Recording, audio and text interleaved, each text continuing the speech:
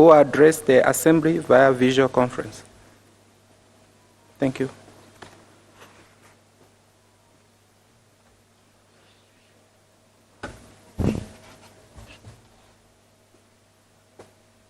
Excellences, chers invités, mesdames et messieurs, je vous remercie de me donner... Excellencies, distinguished guests, ladies and gentlemen, my sincere gratitude to you for affording me this opportunity to address the Assembly today and to welcome the Deputy Secretary General, Mrs. Amina Mohammed, who is stepping in for me.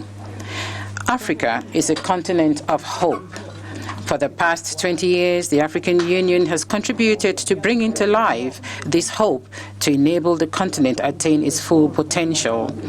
From the CFTA to the recent launching of the Decade of Financial and Economic Inclusion for Women, and also the transformation of food and agricultural systems, cooperation between the African Union and the United Nations Organization is stronger today more than ever before. By the same token, both organizations are working hard to implement the UN 2030 Sustainable Development Goals and Agenda 2063, and this is really a cornerstone in our relationship. Your common vision and your unity of purpose is relevant today. We are living through very difficult times. Injustice is deeply entrenched in global systems, and the African people suffer the most. And because of the unequal distribution of COVID-19 vaccines, the rate of vaccination in the high-income countries is 7 times higher than the vaccination rate in African countries.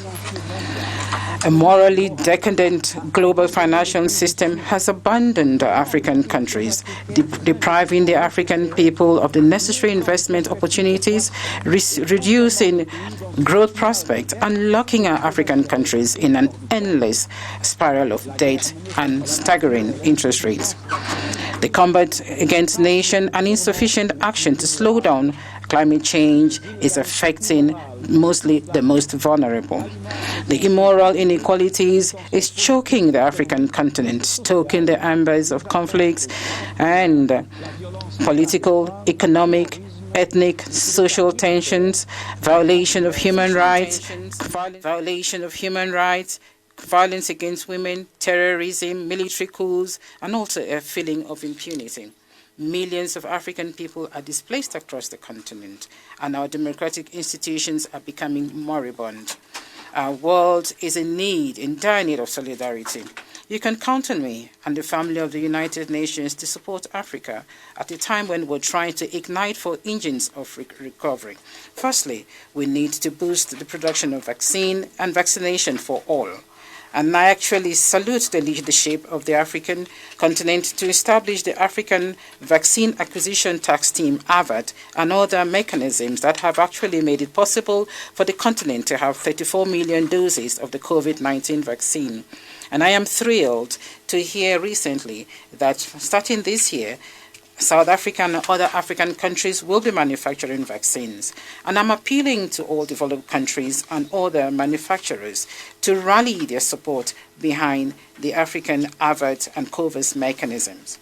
It is really necessary I call on all countries to provide necessary conditions to enable us manufacture vaccines in Africa by actually resolving the problem of intellectual property. And I'm calling on the world to brace up for the next outbreak of epidemic by investing in primary health care and also vaccines that will save lives today and tomorrow, and also by supporting the activities of major institutions like the African CDC. We need to ignite the engine of economic recovery by reforming the global financial system.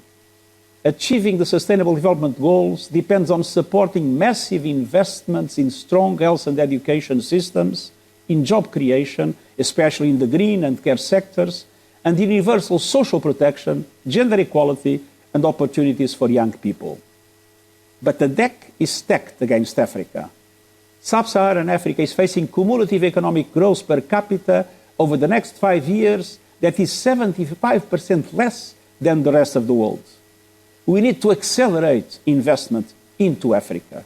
We need to deliver real investment resources, including by redirecting special drawing rights to countries that need support now, reforming the international debt architecture for the future, increasing concessional forms of finance, and ensuring that African countries with sound economic fundamentals are not unduly penalized by markets and the ratings institutions. And we need to fulfill the immense promise of the Continental Free Trade Agreement. Third, we need to ignite the engine of a green... Africa contributes just 3% of global greenhouse gas emissions, but many of the worst impacts of climate change are being felt there. To address today's tragic reality, we need a radical boost in funding for adaptation and mitigation on the continent. The Glasgow commitment to double adaptation finance from $20 billion must be implemented. But this is not enough. Access and eligibility systems must be reviewed to allow developing countries to get the finance they need on time.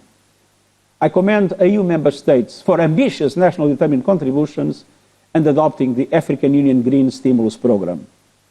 I am committed to working with the global community to match Africa's climate ambitions with the resources, financing and technologies it needs to accelerate the transition from coal to renewables and create new green jobs. I'm calling on wealthier countries to make good on the $100 billion climate finance commitment to developing countries starting this year, and all to account private sector partners who have made commitments so far. Our planet will speed past the 1.5 degree temperature threshold without steep emission cuts this decade by all major economies. We are in emergency mode, and we need all hands on deck. COP27 in Egypt will be an opportunity for Africa and our world. And fourth, we need to ignite the engine of peace across Africa.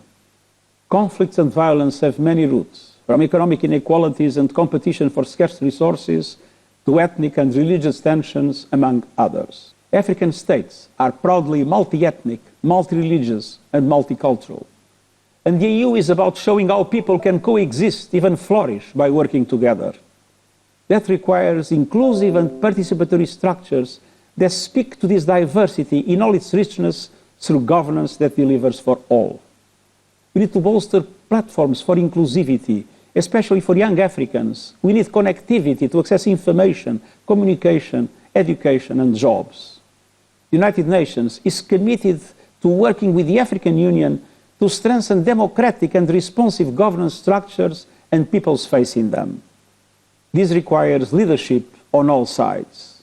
For example, we have signed an important new framework to ensure the EU peace support operations are planned and conducted in full compliance with international human rights and humanitarian law. Our recent shared commitment to take forward a joint strategic assessment on security in the Sahel to improve our collective effort is another example.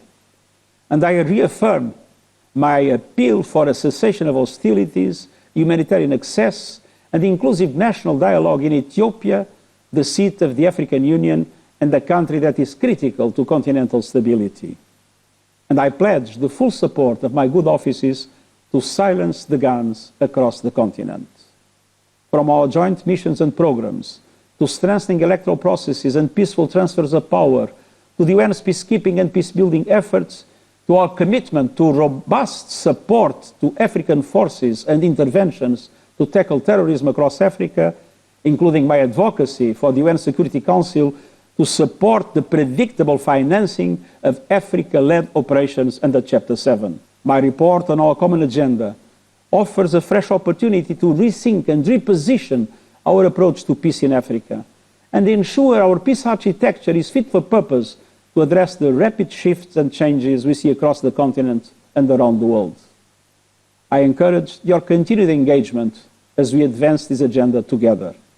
Excelências, não é fácil alcançar a paz, mas a paz é absolutamente necessária. Continuemos a trabalhar juntos, com um objetivo comum em mente, com e para os povos de África. Vamos dar vida às palavras do falecido arcebispo Desmond Tutu: a minha humanidade está dependente da vossa, porque apenas juntos somos humanos.